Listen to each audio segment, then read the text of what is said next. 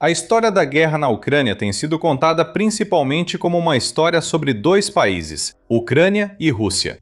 Mas também é sobre o Ocidente. A Ucrânia conseguiu garantir uma chance real de resistir, principalmente graças à sua própria engenhosidade e inovação. Mas também há uma dependência das sanções ocidentais, das armas ocidentais e até mesmo de saber se a Europa e os Estados Unidos estariam geopoliticamente alinhados com a Ucrânia e ajudariam o país a chegar à mesa de negociações a partir de uma posição de força. Enquanto isso, a China espera nos bastidores e colhe os benefícios. Eles têm lucrado silenciosamente comprando petróleo russo a preços baixos, ajudando Moscou a manter as luzes acesas e sorrindo para as câmeras em uma cúpula atrás da outra. Alguns líderes mundiais chamaram a relação entre Rússia e China de amizade sem limites. Porém, essa amizade não é totalmente sem limites e parece se basear no fato de a China aproveitar as fraquezas da Rússia. Você provavelmente já ouviu a versão resumida dessa história, que gira em torno da Sibéria. A ideia é que a China secretamente quer de volta suas antigas terras, os vastos territórios da Manchúria Exterior que o Império Qing perdeu para o Império Russo no século XIX, durante o que Pequim ainda chama amargamente de século da humilhação. E essa versão não é pura fantasia. Existe um fundo de verdade por trás disso. Mas também é a parte da história que recebe mais atenção e te diz menos sobre o que realmente está acontecendo. Porque enquanto todos discutem se um dia os tanques chineses vão atravessar o rio Amur, a China tem silenciosamente buscado algo muito mais valioso e muito mais fácil de conquistar: poder de barganha. Esse é o ponto fraco que a Rússia talvez não consiga defender. Vamos começar pela parte que muitos de vocês já conhecem, pois ela prepara o terreno para o restante. A reivindicação territorial na Manchúria Exterior é real, ao menos em parte, e Pequim tem abordado essa questão de formas que vão além das discussões online.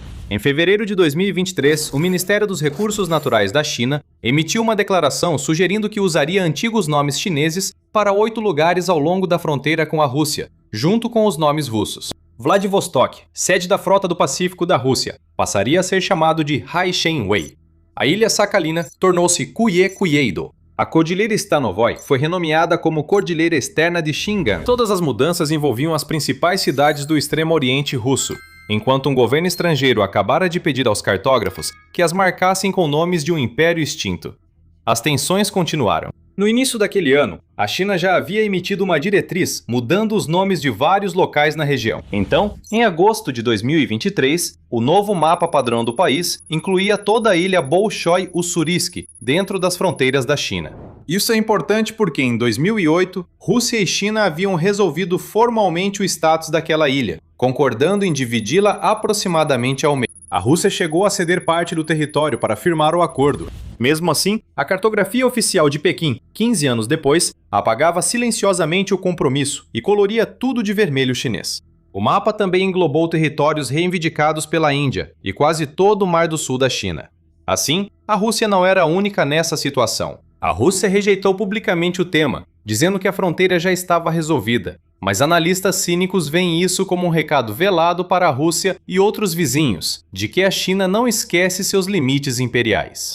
Em maio de 2024, durante a visita de Estado de Vladimir Putin a Pequim, ambos assinaram um roteiro para desenvolver juntos aquela ilha.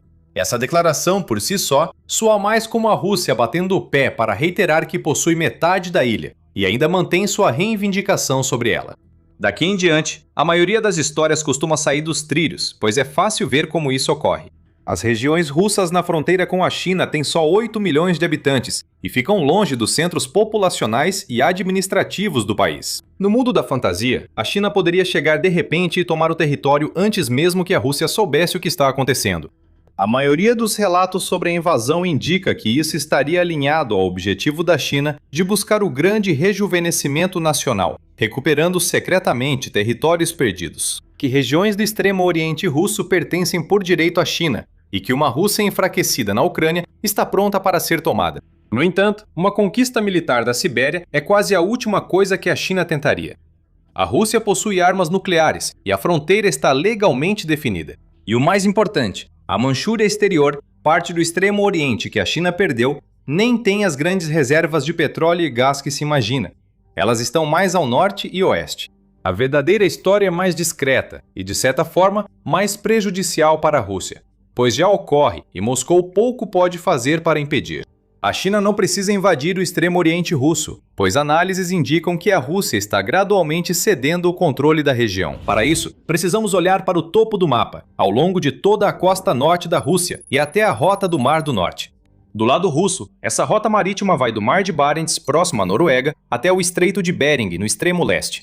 Por muito tempo, esteve congelada e inutilizada, um vazio branco. Com o recuo do gelo do Ártico, essa rota se torna um dos corredores mais estratégicos do planeta. Um navio que sai do norte da China para o norte da Europa pela costa ártica russa pode reduzir sua viagem em 30 a 40% se comparado ao longo trajeto pelo Canal de Suez. Em outubro de 2025, um único navio porta-contêineres fez a viagem de um porto no leste da China até o Reino Unido em 20 dias. A viagem pelo Canal de Suez leva 40 dias e pelo Cabo da Boa Esperança, cerca de 50.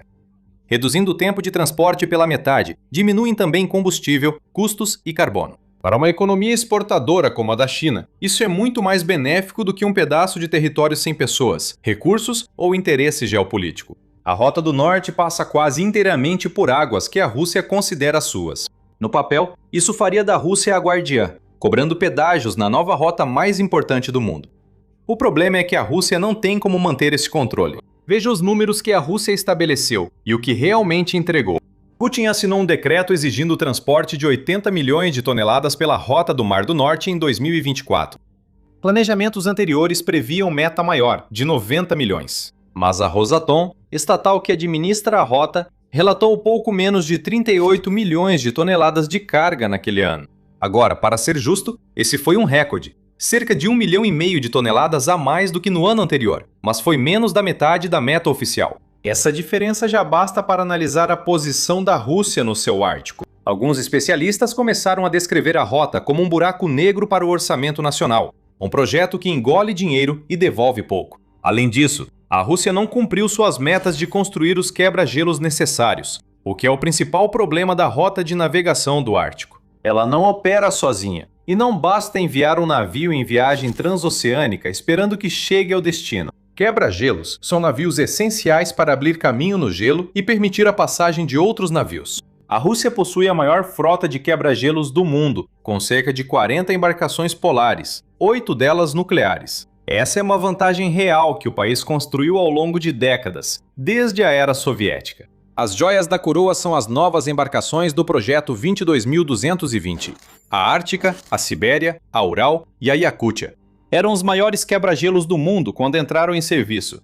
Mas a Rússia precisa de mais navios para manter essa vantagem. Em um relatório, foi sugerido que a Rússia quer pelo menos 13 navios nucleares e ter um total de 17 quebra-gelos disponíveis o tempo todo. Falamos de pelo menos mais 5 navios a serem concluídos até 2030. E os mesmos fatores que travam a Rússia na guerra começam a surgir aqui também. Antes de continuar, inscreva-se no The Military Show. Postamos vídeos diários para você acompanhar os principais momentos da geopolítica global. Voltando aos quebra-gelos, vale destacar o principal projeto russo para a nova geração, o Rossi da classe líder. É um monstro projetado para ser cerca de 2 vezes mais potente que os quebra-gelos do projeto 22.220, capaz de abrir um canal de 50 metros de largura no gelo, com mais de 4 metros de espessura. A construção começou no estaleiro Zvezda, no Extremo Oriente, em 2020. Mas no início de 2026, apenas uma fração do navio havia sido concluída, e sua data de entrega já foi adiada de 2027 para 2030. Os motivos são quase cômicos. Inicialmente, componentes-chave do casco viriam de uma fábrica em Kramatorsk, Donetsk, que depois foi destruída na guerra.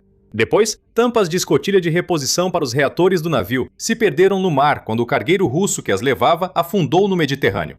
E a Rússia não é o único obstáculo no projeto. O Chukotka, outro quebra-gelo nuclear, foi lançado com grande cerimônia no final de 2024, mas ficou apenas cerca de 70% concluído, com a data inicial de entrega em 2026 sendo adiada para 2027. As embarcações menores repetem o mesmo padrão. Em agosto de 2025, a operadora estatal de portos da Rússia cancelou um contrato de $200 milhões para 2 novos quebra-gelos auxiliares, citando atrasos na construção, falta de componentes estrangeiros e sanções. Eles seriam os primeiros navios russos desse tipo, capazes de quebrar 1,5 metro de gelo sólido. Agora a Rússia precisaria usar sua frota atual com muito mais intensidade, enquanto tenta mantê-la. Em meio a tudo isso, a China decidiu que não quer mais depender dos quebra-gelos russos para usar o Ártico russo. No início de 2026, a China revelou o projeto de um quebra-gelo nuclear de próxima geração, capaz de cortar através de 2,5 metros de gelo. O estaleiro responsável pela obra está sob tutela da China State Shipbuilding Corporation, uma das maiores construtoras navais do mundo. A China está desenvolvendo capacidade de operar diretamente no Ártico, e isso foi apenas o auge do projeto. No início do verão de 2025, a China enviou 5 navios de pesquisa quebra-gelo próximos ao Alasca, sua maior operação desse tipo na região até agora. O Xuelong 2, o mais poderoso quebra-gelo construído na China, liderava a flotilha. Ele partiu de Xangai em julho, passou pelo Estreito de Bering e passou a temporada operando nos mares de Chukchi e Beaufort, próximo tanto ao Alasca quanto à costa ártica da Rússia. A Guarda Costeira dos Estados Unidos acompanhou o navio, o Canadá também. No ano anterior, esse mesmo navio se tornou o primeiro quebra-gelo chinês a atracar em Murmansk, a principal cidade ártica da Rússia. Em setembro de 2024, Rússia e China fizeram sua primeira patrulha conjunta no Ártico, com 2 navios da Guarda Costeira chinesa e 2 navios patrulha de fronteira russos, navegando juntos pelo Estreito de Bering. A flotilha passou à vista do Alasca no caminho de volta para o Pacífico. Agora, à primeira vista, essa patrulha conjunta parece uma parceria. A Rússia é a potência já estabelecida no Ártico e tem tudo a proteger. A China, novata, busca ganhos e aproveita a cooperação com a Rússia para obter experiência e equipamentos necessários para operar futuramente com ou sem a Rússia. A Fundação Jamestown resumiu isso de forma sucinta. Rússia e China querem coisas diferentes do Ártico. A Rússia vê o Ártico como uma zona de segurança, uma questão de soberania e defesa. A China enxerga nisso uma oportunidade econômica, rota comercial e fonte de recursos. Por ora, esses interesses andam juntos, mas os analistas estão cada vez mais preocupados que esses interesses nem sempre caminharão juntos e que, quando divergirem, o parceiro mais fraco sairá perdendo. Aqui, a linguagem cuidadosamente escolhida pela China volta a assombrar Moscou. Lá em 2018, a China se declarou um estado próximo ao Ártico e apresentou sua visão de uma rota da Síada Polar. A Rússia não gostou dessa expressão. Em 2020, o próprio enviado da Rússia ao Conselho do Ártico rejeitou publicamente essa ideia, concordando com a posição americana de que a China não é um país ártico. Mas essa era a posição russa em 2020. Em 2026, com as sanções estrangulando a capacidade da Rússia de desenvolver a região sozinha, Moscou tem pouca escolha a não ser aceitar a presença chinesa, que antes tentava manter a distância. O estado quase ártico que a Rússia rejeitou virou parceiro indispensável para o país. Se o Ártico é o ponto fraco estratégico, a energia é o ponto fraco financeiro, e aqui o desequilíbrio é ainda pior. Após as sanções europeias ao gás russo pela invasão, a Rússia precisou buscar rapidamente outro grande comprador, e só havia um. E a China, como qualquer um que já negociou com Pequim pode te dizer, joga duro na negociação. O exemplo mais claro é o gasoduto conhecido como Poder da Sibéria 2, a grande esperança da Rússia de substituir o mercado europeu de gás que perdeu. Ele transportaria até 50 bilhões de metros cúbicos de gás por ano da Sibéria Ocidental, via Mongólia, até o norte da China. Para a Rússia, isso é quase uma necessidade estratégica, e justamente porque Moscou precisa tanto, Pequim passou o ano se recusando a ter pressa. No verão de 2024, a China teria solicitado pagar quase o preço interno fortemente subsidiado da Rússia pelo gás e se comprometeria a adquirir só uma pequena parte da capacidade planejada do gasoduto. A China queria quase o preço de custo e oferecia menos, enquanto a Rússia estava desesperada pelo acordo. Questionado sobre o assunto, o porta-voz do Kremlin afirmou ser normal cada país defender seus interesses e que os detalhes comerciais ficariam em sigilo. Esse é o discurso de um negociador que não está ganhando. Em 2026, após anos de negociações, os países chegaram a mais um acordo sobre onde e como o gasoduto deveria passar. Mas esse relatório também veio com a ressalva de que outros detalhes ainda precisariam ser acertados. É aqui que o cerne da questão começa a aparecer. A China tem opções. Ela compra gás do Turcomenistão, de Mianmar, por gasoduto, e é a maior importadora individual de gás natural liquefeito do mundo, com fornecimentos do Catar, da Austrália e dos Estados Unidos. Se os preços subirem, ela pode usar sua produção ou outros fornecedores. Já a Rússia tem só um grande cliente para esse gás, e não tem outras opções de envio. A China tem vantagem em todas as negociações, e todos sabem disso. Depois, temos a terceira peça do quebra-cabeça. O porto envolvido na disputa territorial já discutida. Em maio de 2023, a alfândega da China anunciou que o porto russo de Vladivostok seria aprovado como centro de trânsito para o comércio interno chinês. Vladivostok ainda é oficialmente rotulada como Haishenwei no mapa chinês. É a base da frota do Pacífico da Rússia e mostra o que o Império Russo tomou da dinastia Qing no século da humilhação. Produtos das províncias chinesas poderiam ser exportados por Vladivostok e tratados como carga doméstica chinesa, economizando a longa viagem até portos chineses do sul. Em resumo, o território soberano russo está sendo discretamente incorporado à logística da economia interna chinesa. A mídia estatal chinesa celebrou isso como sinal de elevada confiança estratégica mútua. Ao juntar esses pontos, percebe-se o desenho da estratégia. A China está realizando uma absorção lenta, paciente e totalmente pacífica do extremo oriente russo para dentro de sua órbita econômica, rota por rota, duto por duto, porto por porto. E o motor mais profundo por trás de tudo isso é algo que a Rússia não pode consertar, porque vem acontecendo há 30 anos. O extremo oriente russo está se esvaziando. Desde 1990, segundo pesquisas sobre a região, o Extremo Oriente perdeu cerca de 1/4 da população, pois muitos migram para o oeste, rumo a Moscou e a Rússia europeia, em busca de trabalho e clima mais ameno. Agora é um dos lugares menos povoados da Terra, com mal uma pessoa por quilômetro quadrado em vastas extensões. Enquanto isso, no outro lado do rio, as províncias chinesas do Nordeste têm mais de 100 milhões de habitantes. Assim, o dinheiro flui para preencher o vazio. O cônsul-geral da China em Khabarovsk afirmou em janeiro de 2025 que mais de 90% dos investimentos estrangeiros no Extremo Oriente Russo agora vem da China. Nesse nível, o Extremo Oriente basicamente depende da China, sem realmente colocar esse rótulo.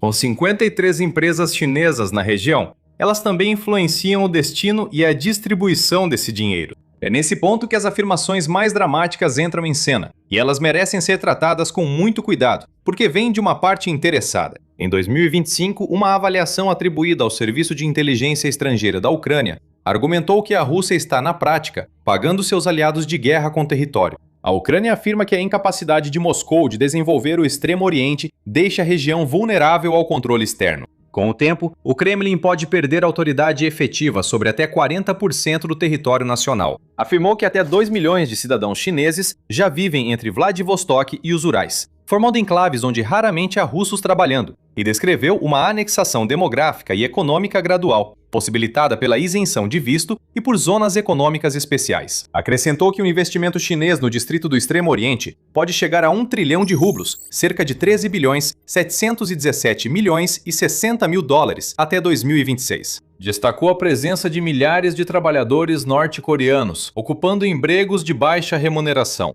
O número de 2 milhões de colonos chineses é uma estatística um pouco limitada, mas não totalmente infundada. O censo russo de 2010 contou apenas cerca de 30 mil residentes chineses, e esse número caiu para menos de 20 mil no censo de 2021. Mesmo assim, a Comissão para Compatriotas de Taiwan sugeriu um número bem maior, quase 500 mil de pessoas. Uma coluna independente russa ecoou o sentimento de que 2 milhões de chineses vivem dentro ou ao redor do Extremo Oriente Russo, sugerindo que esse número pode ter chegado a 3 milhões, já que os níveis de comércio bilateral entre Rússia e China continuam batendo recordes. Você nem precisa da última parte para a história continuar. Sem números inflados e a narrativa de guerra, o núcleo verificável permanece, e ainda é ruim para a Rússia. Ela possui uma rota ártica insustentável, falta de capacidade de construção naval enquanto a China se declara Estado ártico e envia navios, além de poucas alternativas geopolíticas globais. Por isso, a forma mais inteligente de colocar a questão não é se a China vai invadir, já que poucos analistas sérios esperam tanques. A Rússia foca no presente, pois um país em guerra só pode pensar no agora. Já a China planeja para as próximas décadas. Em disputas em que um parceiro precisa do acordo e o outro pode esperar, a paciência se torna uma forma de conquista. Enquanto isso, a China pode fazer e declarar reivindicações. Um think tank italiano, SP, lembrou que a China pode eliminar reivindicações estrangeiras em territórios disputados. Foi o que aconteceu com todos no Mar do Sul da China, quando a China construiu 27 novas bases militares. E com Vladivostok se tornando parte das rotas de navegação domésticas da China, e com uma quantidade esmagadora de investimento estrangeiro, a China pode direcionar essa rota de navegação para onde precisar, ou até mesmo negar a oportunidade para empresas russas fazerem o mesmo. Há uma crise na Rússia neste momento. E isso não é um problema menor. A crise tomou conta de todo o país, se espalhando de Moscou até a Sibéria, já que a guerra de Putin não só chegou em casa, mas está começando a prejudicar justamente as pessoas que o suposto líder forte da Rússia afirma que pode proteger. A Ucrânia está fazendo Putin pagar por seus atos. Como? A Ucrânia achou o interruptor da Rússia e desligou. Enquanto falamos, a Rússia enfrenta uma das maiores crises de combustível desde que Putin assumiu o controle e se recusa a sair. Campanha devastadora da Ucrânia contra o petróleo russo paralisa o país, enquanto a escassez atinge regiões que Putin não esperava serem afetadas. Tudo começou com a Crimeia. Em maio, a Ucrânia lançou uma campanha coordenada para eliminar a logística russa que abastece a Crimeia. Batizada de bloqueio logístico, essa campanha leva a Ucrânia a atacar caminhões de suprimentos e combustível nas rotas que sustentam a ocupação russa na Crimeia. Isso já teve efeito claro. Até 4 de junho havia relatos de falta de combustível na Crimeia, levando postos a impor limites aos clientes. A maioria foi avisada de que só poderia comprar 20 litros de combustível por veículo, o que prejudica quem depende do carro para trabalhar. Imagens começaram a circular, mostrando filas enormes do lado de fora dos postos de gasolina, enquanto as pessoas na Crimeia tentavam desesperadamente conseguir as últimas gotas de gasolina disponíveis na península. Em 21 de junho, as restrições viraram suspensão total das vendas de combustível para todos, exceto órgãos governamentais, com o aumento dos bombardeios ucranianos à logística da Crimeia. Inicialmente, achava-se que a crise de combustível russa afetaria só uma região. Mas as coisas ficaram muito piores para a Rússia. O problema central de Putin é que a campanha para isolar a Crimeia ocorreu junto a um esforço maior para alisar refinarias e centros de transporte russos. Essa campanha está causando grandes problemas na Rússia atualmente. Em 22 de junho, a United 24 Media informou que 6 regiões russas tiveram que adotar o mesmo racionamento emergencial de combustível visto na Crimeia no início de junho. Essas restrições variam de região para região, sendo elas Omsk, Saratov, Amur, Tambov, Irkutsk e Voronezh. As restrições nessas regiões ainda não são tão severas quanto as da Crimeia, ao menos por enquanto. Por exemplo, as autoridades em Omsk limitaram a compra de gasolina a 40 litros por carro, com o diesel limitado a 80 litros nas cidades e 200 litros nas rodovias. Em Saratov, há um limite de 30 litros de gasolina que vai até pelo menos o dia 30 de junho. Em Voronezh, quem compra nos postos Lukoil só pode adquirir 30 litros de gasolina e 60 litros de diesel por veículo. Irkutsk parece estar na pior situação. Alguns postos de gasolina interromperam completamente o atendimento, fornecendo combustível apenas para serviços de emergência e outros serviços públicos. Mesmo assim, vemos claramente uma crise de combustível surgindo. Mas qual é o grande problema? 6 ou 7 regiões russas, incluindo a Crimeia, restringem a venda de combustível. Isso é realmente uma crise? Essas são boas perguntas e podemos te dar uma resposta se olharmos um pouco mais a fundo na situação do combustível na Rússia neste momento. Embora 6 ou 7 regiões estejam nos noticiários por restrições, a Rússia esconde que dezenas de outras enfrentam problemas semelhantes com combustível. Segundo o Wall Street Journal, em 20 de junho, restrições na compra de combustível já atingem 53 regiões da Rússia e áreas ocupadas da Ucrânia, incluindo regiões remotas da Sibéria e do Ártico russo. Essas são apenas as regiões onde os governadores estão divulgando a escassez o bastante para a imprensa perceber. Mas, de acordo com o jornal, o veículo de mídia russo chamado The Bell chegou ao número de 53 regiões afetadas no total, após compilar cuidadosamente anúncios públicos que não são necessariamente vistos pelos meios de comunicação ocidentais. Isso é enorme! O que parecia ser um problema regional de combustível no início, já se transformou em uma crise que abrange quase toda a Rússia. Claro, a Rússia está fazendo o possível para evitar divulgar qualquer uma dessas informações. Fora alguns anúncios divulgados de forma ampla o suficiente para serem ouvidos fora da Rússia, quase nada sai da Federação Russa. Putin certamente não disse nada sobre a crise, e isso não é surpreendente. Reconhecer a escassez de combustível na Rússia seria Putin admitir que a Ucrânia pode estar causando sérios danos ao país com seus ataques. O Wall Street Journal afirma que o gabinete de Putin se reunirá em 26 de junho para discutir o problema, mas é difícil imaginar quais soluções podem propor. O Kremlin não pode simplesmente criar combustível, e é difícil exigir que refinarias aumentem a produção quando estão sob ataques constantes de drones ucranianos. Mais sobre isso em breve. Embora o Kremlin possa estar em silêncio, o povo russo está começando a se manifestar sobre os problemas que enfrenta.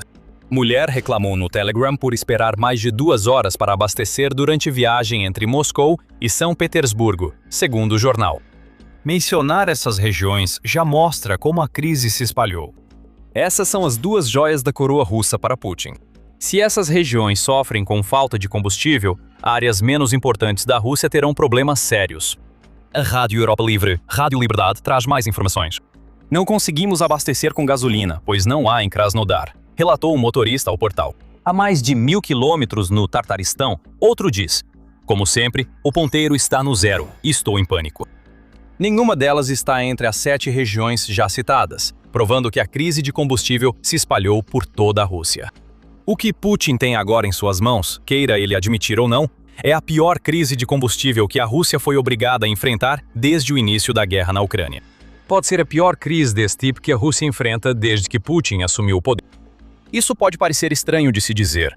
Afinal, foi por volta dessa época, em 2025, que começaram a surgir relatos sobre uma crise semelhante na Rússia. Quando a Ucrânia passou a atacar as refinarias russas na segunda metade de 2025, filas se formaram e restrições foram implementadas. A Ucrânia já havia destruído pelo menos 17% da capacidade de refino da Rússia até agosto, segundo o jornal The Guardian.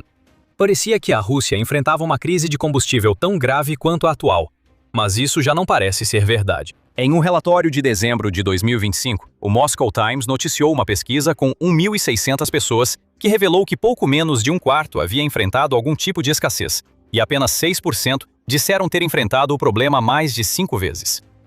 De todos que lidaram com algum problema relacionado à escassez em 2025, apenas 10% disseram que não conseguiram encontrar um posto de gasolina alternativo. Então, houve escassez em 2025, mas talvez não tenha havido uma crise. 2026 é bem diferente. Com mais de 50 regiões russas anunciando restrições, está claro que o que estamos vendo agora é maior do que qualquer coisa que vimos na Rússia desde que Putin iniciou sua guerra. Mas se esse número sozinho não for suficiente para te convencer, tem mais. O desespero já começa a tomar conta da Rússia, pois já estão surgindo relatos sobre os problemas causados pela escassez massiva de combustível no país. Isso mostra que o que estamos vendo é uma crise real de combustível. Antes de continuarmos, lembre-se, você está assistindo ao The Military Show. Vamos além das manchetes para mostrar toda a história em nossos vídeos. Inscreva-se para continuar vendo o nosso conteúdo no seu feed. Neste momento na Rússia, estamos vendo o sinal claro de que uma escassez está começando a aparecer. Os revendedores. Aproveitando a lógica de oferta e demanda, pessoas tentam comprar o máximo de combustível na Rússia para revender com grande lucro. Se você lembra do início da pandemia de Covid-19, deve recordar o acúmulo de papel higiênico e álcool em gel por quem queria lucro rápido. Agora é o mesmo com combustível. A Rússia já está tentando reprimir esse crescente mercado de revenda enquanto tenta esconder todos os sinais de que sua crise de combustível é tão ampla quanto realmente é. Em um relatório de 22 de junho, United 24 Media revelou que plataformas digitais em toda a Rússia, incluindo Wildberries e Avito, começaram a banir anúncios de revendedores que tentam ganhar dinheiro rápido vendendo gasolina para pessoas desesperadas. Essas plataformas não fazem isso por escolha. Estão atuando com o Serviço Federal Antimonopólio da Rússia para conter a alta na revenda de gasolina e diesel iniciada com a crise de combustíveis no país. Vários tentavam ganhar dinheiro com esse esquema. Na semana anterior ao relatório, uma busca por gasolina no Avito resultou em 740 anúncios, sendo que 340 deles foram feitos por entidades corporativas. Atualmente, a mídia United 24 informa que 7.000 dos 29.000 postos de gasolina na Rússia enfrentam falta de combustível após as maiores empresas do setor restringirem as vendas. Essas empresas dizem tentar conter a compra por pânico, mas podem estar vendendo menos por ter menos combustível. O desespero também atinge o setor de aviação da Rússia.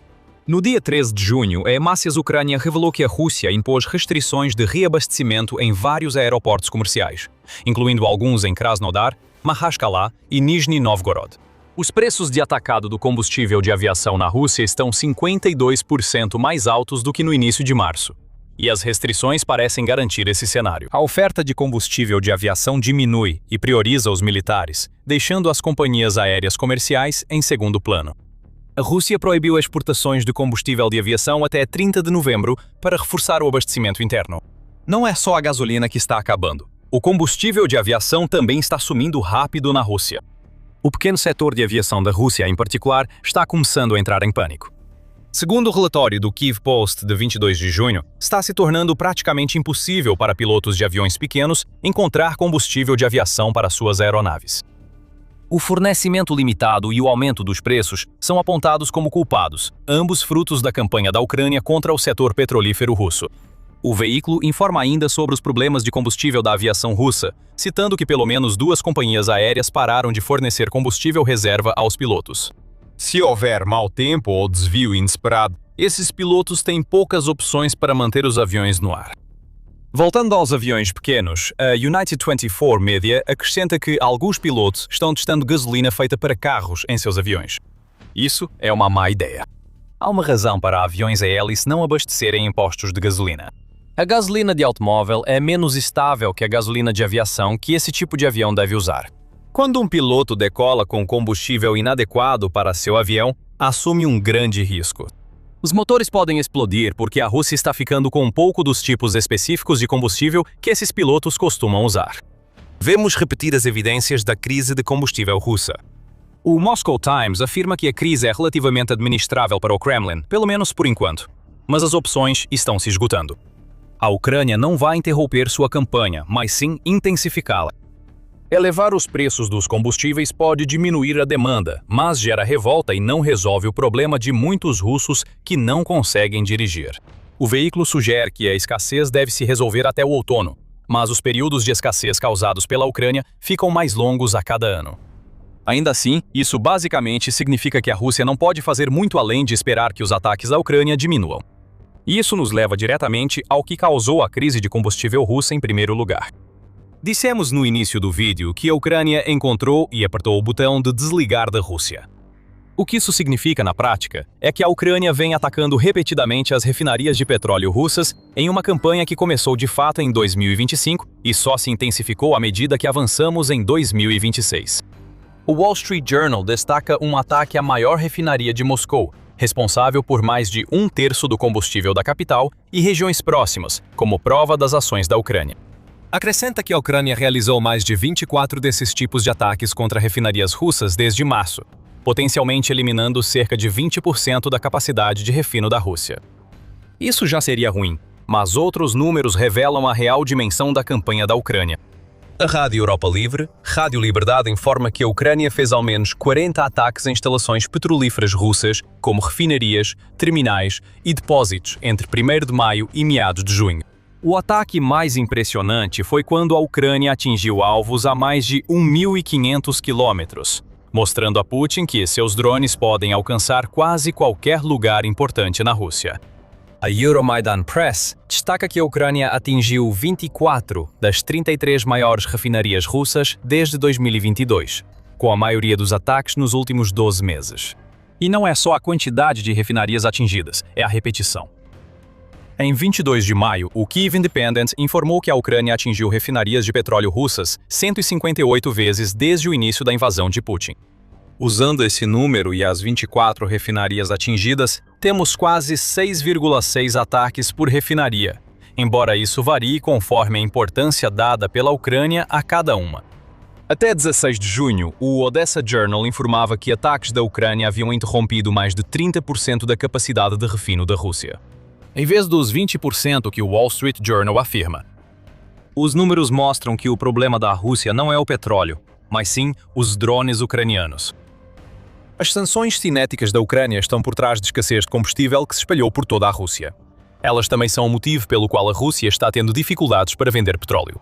O Bloomberg Podcast destaca que um relatório da OPEP de 11 de junho revela que a produção de petróleo bruto da Rússia caiu 690 mil barris por dia, abaixo do nível exigido pelo acordo com a OPEP em maio. Isso não é coincidência. A Ucrânia está causando esses incêndios, impedindo a Rússia de vender o petróleo, que agora vai para o mercado interno. O Moscow Times acrescenta que a queda da Rússia em maio representa o sexto mês consecutivo em que a produção de petróleo do país diminui. Mais uma vez, a culpa é da Ucrânia e suas sanções aéreas. Eles causam estragos na Rússia, agravando os problemas de combustível doméstico. Sempre que a Ucrânia destrói uma refinaria, depósito ou terminal de petróleo, isso atinge o caixa russo. Com a queda nas receitas do petróleo e a arrecadação fiscal abaixo do esperado, o déficit orçamentário da Rússia aumenta. O New Voice of Ukraine disse em 17 de junho que a receita russa está agora 28 bilhões de dólares abaixo das projeções, o que impacta a máquina de guerra de Putin. A Rússia terá que seguir gastando na guerra, mas começa a perder muito dinheiro por causa da Ucrânia. O problema piora para a Rússia, já que não pode consertar rapidamente as refinarias que a Ucrânia segue atacando. As sanções ocidentais dificultaram que a Rússia obtenha componentes para consertar máquinas danificadas por drones da Ucrânia. Não é impossível, mas a Rússia precisa contornar sanções comprando peças de terceiros países que também aguardam entregas e cobram altos preços para compensar o risco de negociar com a Rússia.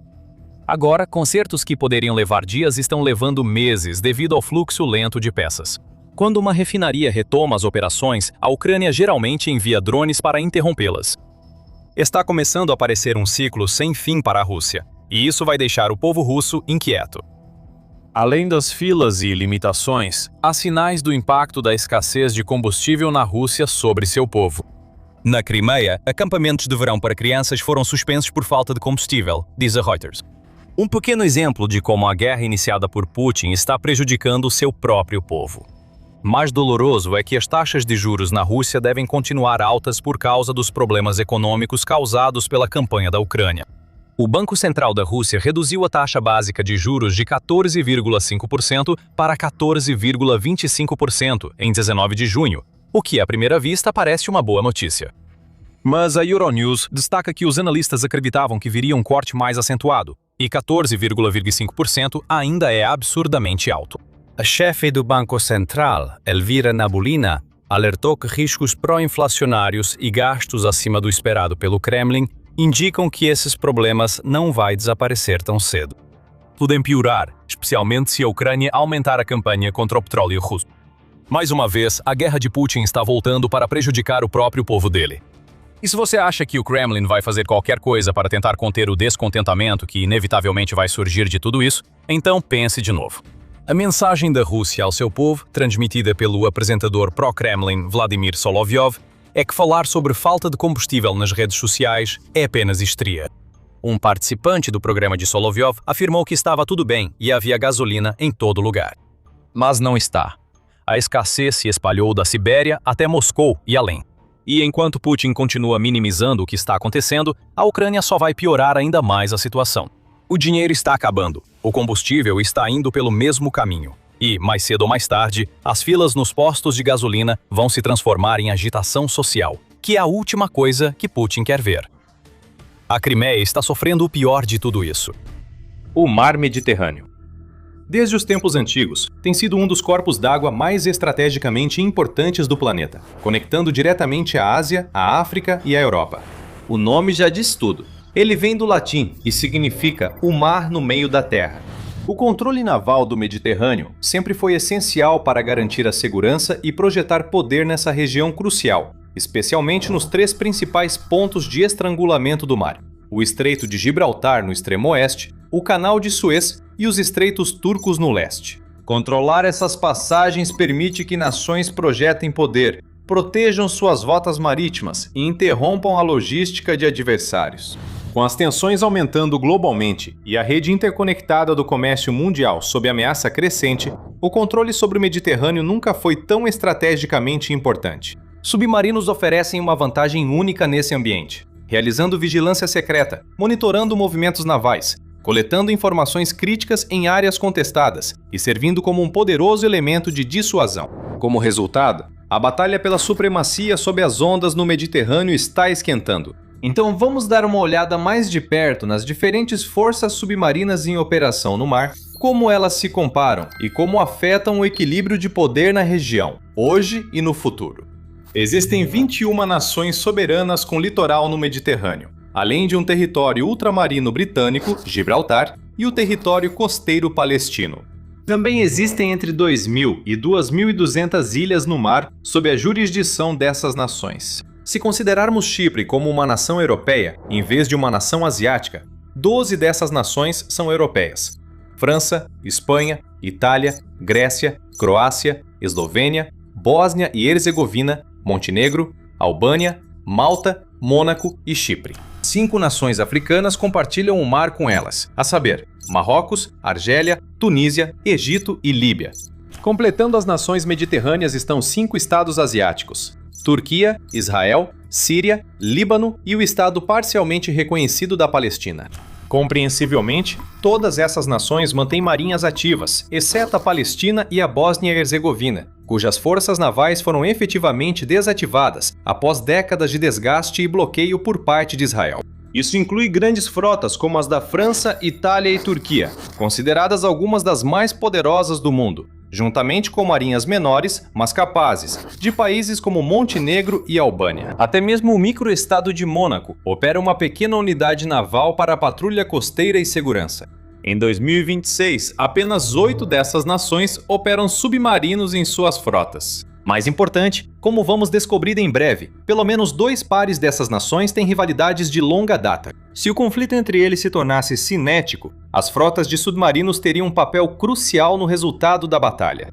A força de submarinos mais poderosa entre essas nações pertence à França, já que é a única nação que opera submarinos de ataque movidos a energia nuclear. Todas as outras operam exclusivamente submarinos movidos a diesel elétrico ou com propulsão independente de ar, AIP. E apenas uma, Turquia, tem planos de adquirir um submarino movido a energia nuclear no futuro. Os 9 submarinos movidos a energia nuclear da França a colocam na elite das potências submarinas. Além da França, apenas outras 5 nações operam submarinos movidos a energia nuclear: os Estados Unidos, a Rússia, o Reino Unido, a China e a Índia. Submarinos nucleares possuem 4 vantagens principais sobre submarinos convencionais a diesel elétrico e AIP. Primeiro, eles oferecem alcance e autonomia ilimitados. Ao contrário dos motores convencionais, os reatores nucleares não precisam de ar, então eles podem permanecer submersos por meses e operar por décadas sem reabastecimento.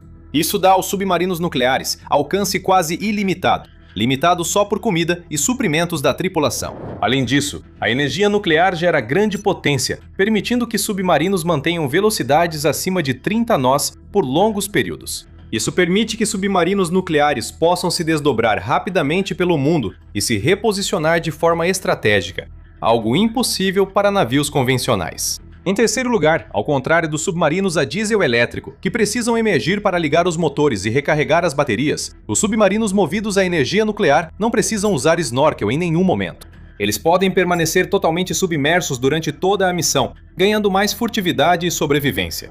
Além disso, podem carregar armas nucleares. Embora, para deixar claro, nem todos os submarinos movidos a energia nuclear são capazes de portar armas nucleares. Existem basicamente 3 classes de submarinos movidos a energia nuclear: SSBNs, SSNs e SSGNs. Os SSBNs, operados por todas as 6 nações que possuem submarinos movidos a energia nuclear, foram projetados especificamente para transportar e lançar mísseis balísticos lançados de submarinos, ou SLBMs, armados com ogivas nucleares. Esses formam o componente marítimo da tríade nuclear dessas nações, sendo também considerado o componente com maior capacidade de sobrevivência. Como um SSBN pode se esconder nas profundezas oceânicas por meses, rastreá-lo é muito difícil, mesmo para marinhas avançadas.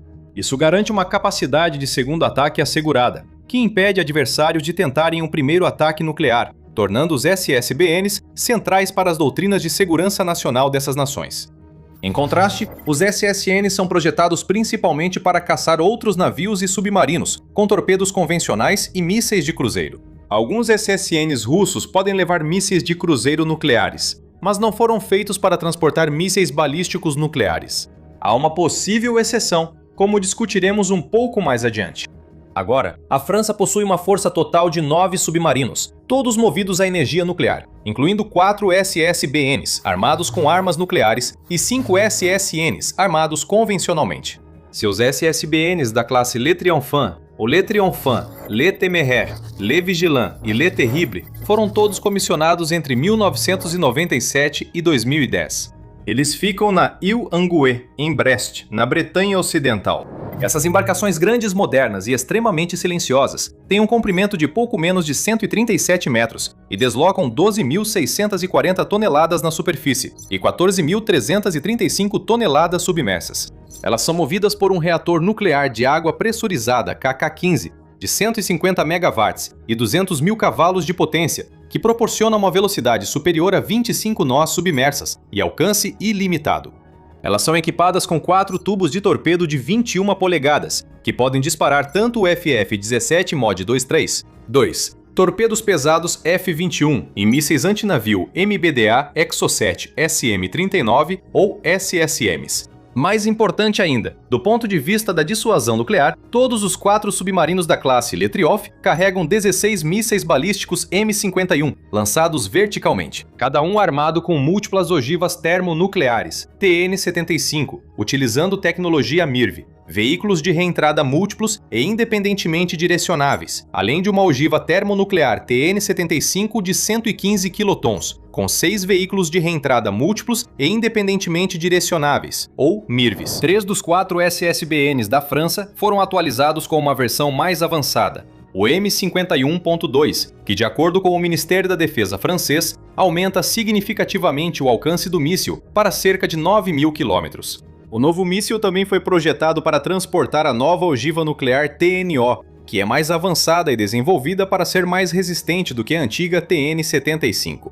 Além dos seus SSBNs, a França também possui atualmente 5 SSNs. 3 são da moderna classe Barracuda ou Suffren, Duguay-Trouin e Tourville, e o quarto, o De Grasse, está atualmente passando por testes no mar. Mais 2, o De Grasse e o Duc de Bouillon, estão em testes ou em construção.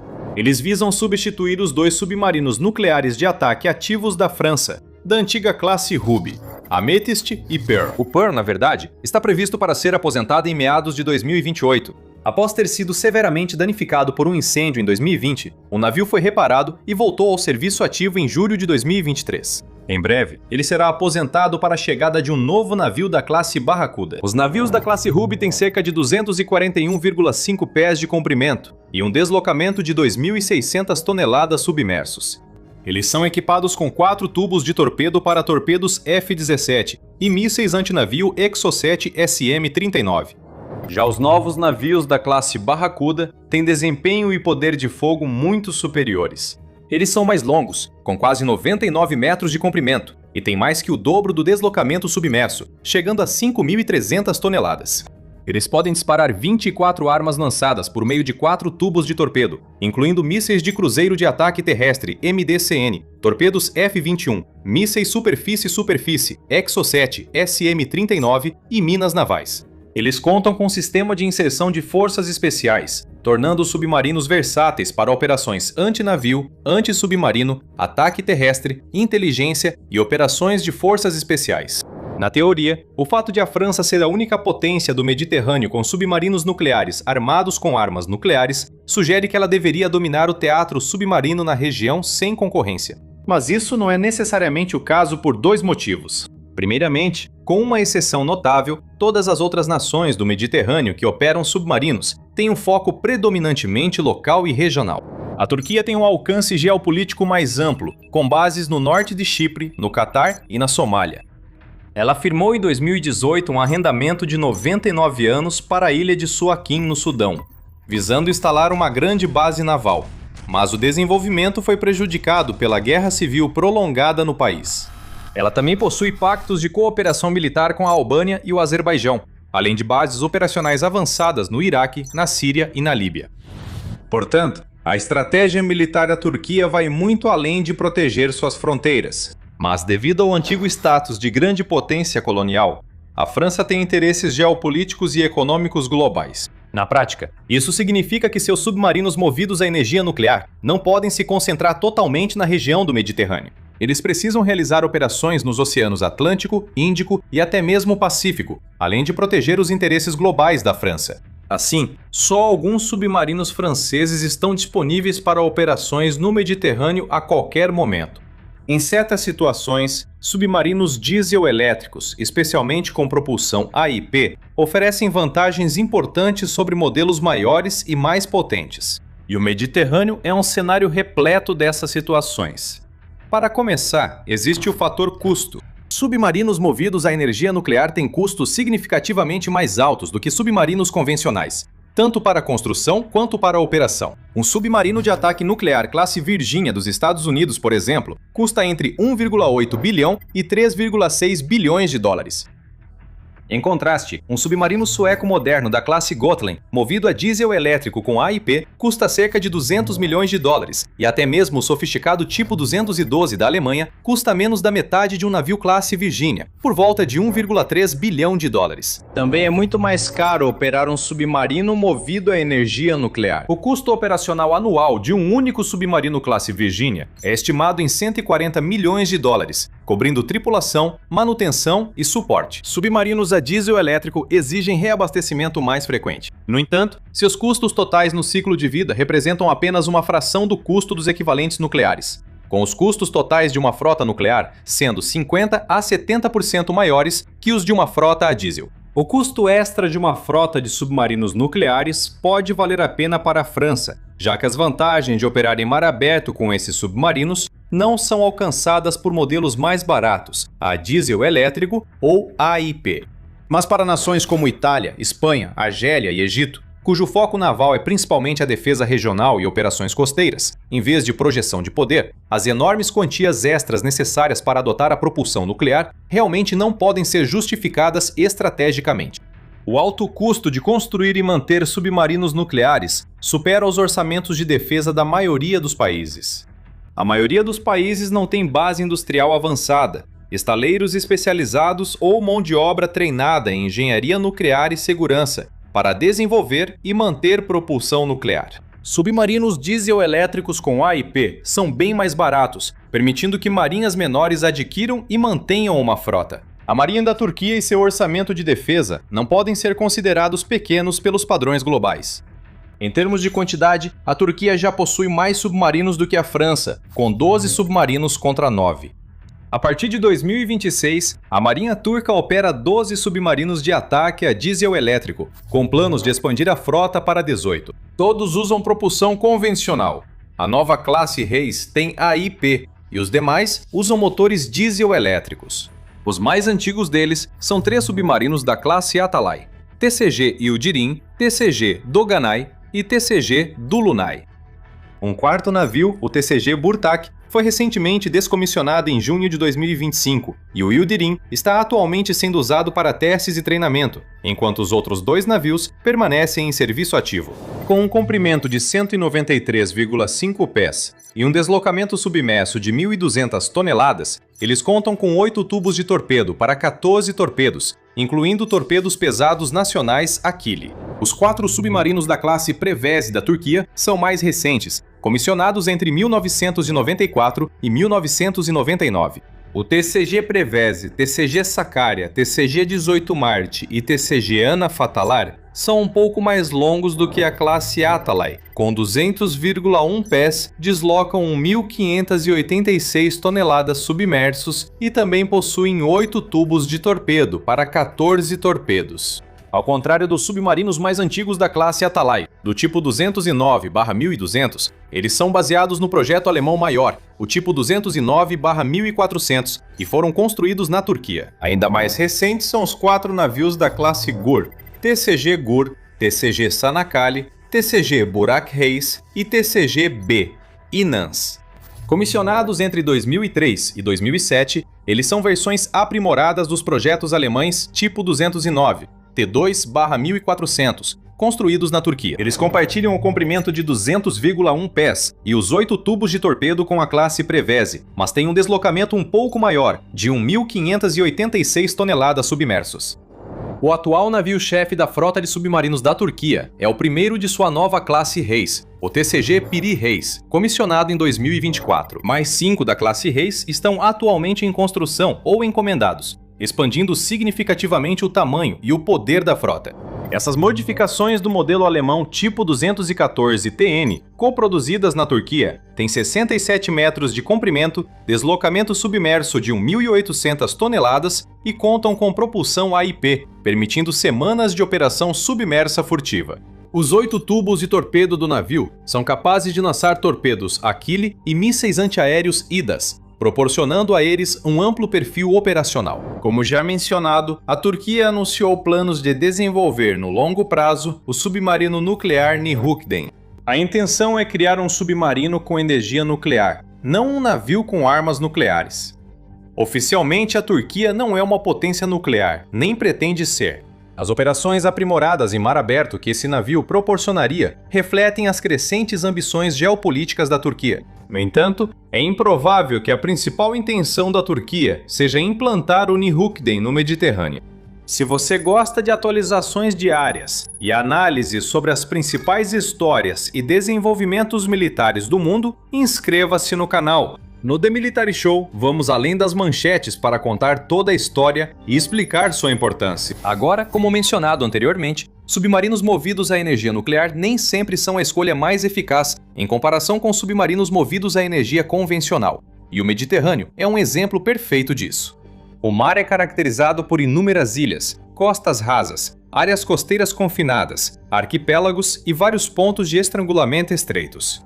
O menor tamanho e melhor manobrabilidade dos submarinos convencionais são ideais nessas situações, onde submarinos nucleares maiores e caros são menos eficazes e mais vulneráveis. Ao usar bateria ou propulsão AIP, são bem mais silenciosos que submarinos nucleares, cujas bombas de refrigeração do reator geram ruído mecânico constante. Isso permite que submarinos menores fiquem à espreita, em silêncio no fundo do mar, tornando-os formidáveis em emboscadas contra navios e outros submarinos. Submarinos a diesel, elétricos e com propulsão AIP são mais baratos de construir e operar, permitindo que a Marinha mantenha mais embarcações para a defesa costeira, vigilância e negação do uso do mar, aumentando a eficiência tática em conflitos regionais. O tempo de operação prolongado e as capacidades de armas nucleares dos submarinos movidos à energia nuclear oferecem muito menos vantagem nessas águas, em comparação com o mar aberto.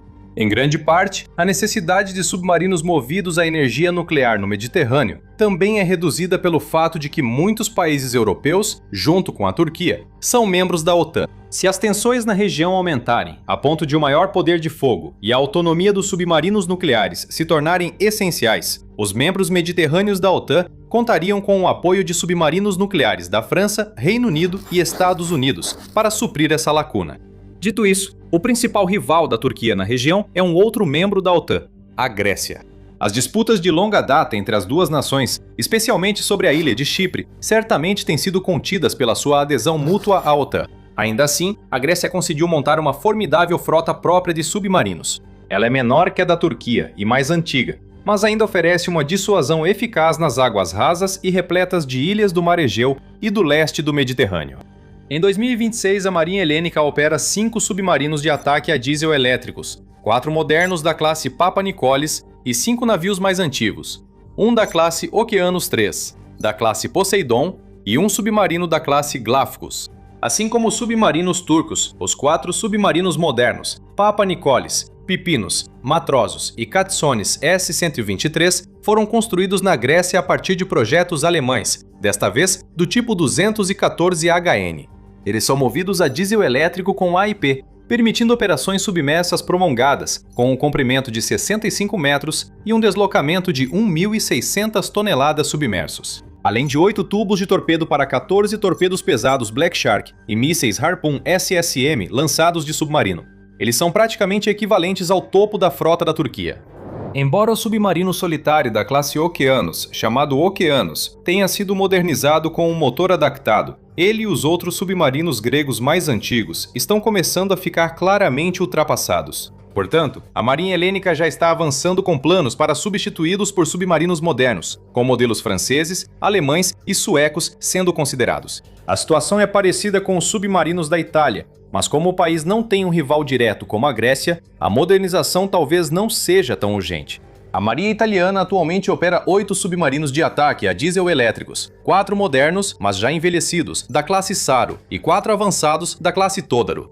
No entanto, assim como as outras nações que mencionamos até agora, a Itália também está profundamente envolvida em um programa substancial de modernização de submarinos. Em particular, a cerimônia de assentamento da quilha do primeiro dos 4 submarinos de próxima geração, U-212 NFS, foi realizada em fevereiro de 2026. Eles têm a intenção de substituir a envelhecida classe Saro.